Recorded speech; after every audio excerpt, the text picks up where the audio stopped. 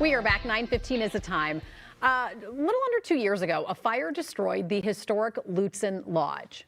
The owner of that lodge, 41-year-old Bryce Campbell, has now been charged with setting it. So he's currently out on bail. His next court date is set for March 9th.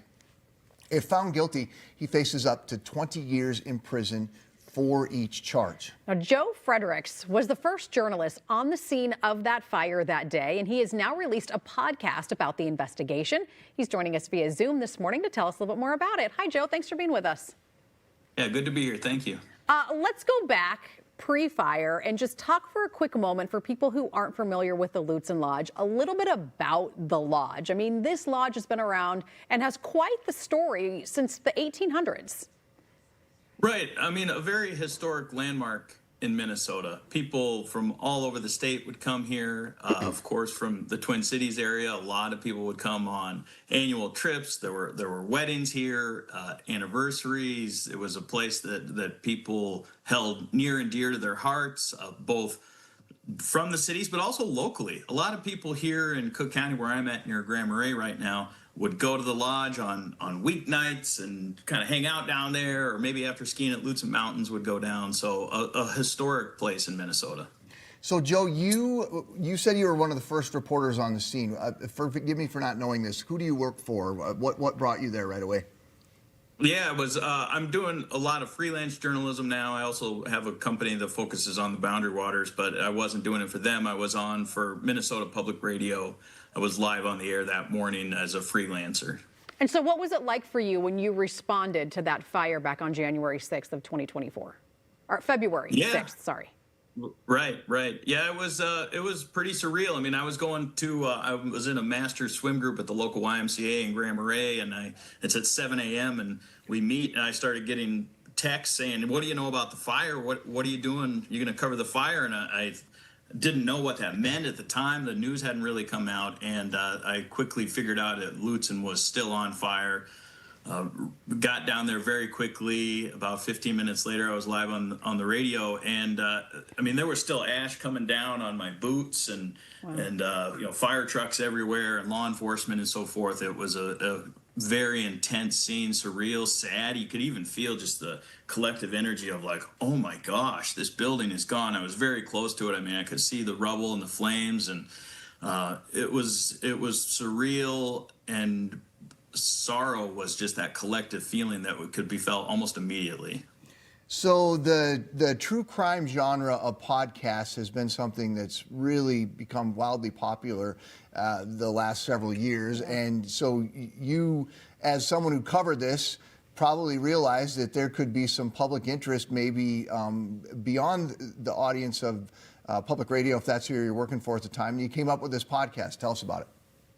Right. I mean, that narrative shifted, as I mentioned, this collective sorrow and this grief that was being felt very quickly. I mean, even within that first week of the fire back in 2024, to suspicion about how that fire started, the financial distress of the resort at Lutsen under the ownership of Bryce Campbell became publicly known very quickly after, and that narrative shifted from sorrow to a sense of anger was felt collectively. And so I worked with a producer named Julie Sensulo, who lives down there in Minneapolis, to make this podcast, which is called The Fire, a North Shore Story. And we got to learn all the ins and outs about the financial distress, who was in the building, what led up to the fire and the financial distress, and even got to speak with Bryce Campbell for the podcast. And so we followed it from before the fire up to the fire, and as well as afterward. I mean, literally, like the fifth episode, the final episode, is us on the day that Bryce got arrested, which was just back in December, a month ago. So you talked with Bryce Campbell. What was that like? When did you talk with him, and what was kind of his take? Because you're right, he was just arrested, just charged recently with all of this. Right. Yeah, it was not easy to get that interview with Bryce. I mean, for one thing, I've had issues with him in Cook County up here on the North Shore well before the fire. He had done some work in the Poplar River. He hired a contractor crew to bring an excavator into the river, and they got a cease and desist from the DNR, and I wrote about that, and it really angered him, that story. I mean, he was very, very angry with me personally.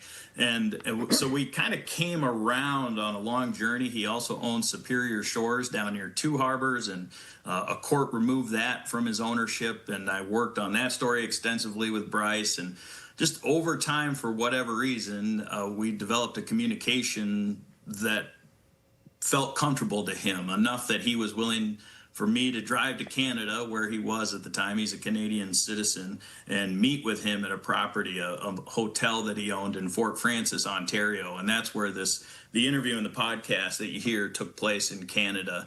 And it was cultivated, I would say, and maybe somewhat surprising, but it's that he did the interview, but it's very important that he's in there. Well, what did he say? Well, he said he did not start the fire. I mean, just point blank. I asked him point blank if he had anything to do with it. He says no. He has reasons. Some might say, excuses or something like that about all of the financial woes that were taking place at the resort at the time, and that things were going to be okay. They were just trying to get through a slow winter. It was that winter where we hardly had any snow, as you can see in the video. Like, there's not a lot of snow even up on the ski hill where they were producing it. And so it was, he certainly is saying that he had nothing to do with it, and had reasons for all the stuff that I brought up in terms of allegations and things that don't look good for him. Have you spoken with him since his arrest? No, my understanding now is that his attorney, who is from the Twin Cities, is probably not very happy that he did that interview with me, for one thing, and is no longer allowing him or advising him not to speak to anybody, including me.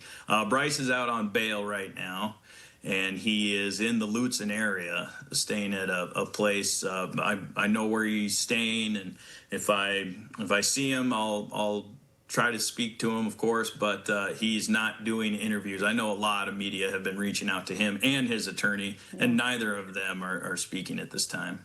Well, Joe, I mean, the history of that lodge and the memories that so many people have, they are fascinated by all of this. And I know your podcast is already getting a lot of hits, and hopefully more people watching this will tune into it. Thank you for your time this morning. We want people to know that we will post a link so that they can listen to the podcast. It's called The Fire, a North Shore story. We'll post it on Minnesota Live for you, minnesotalive.com. We'll be right back.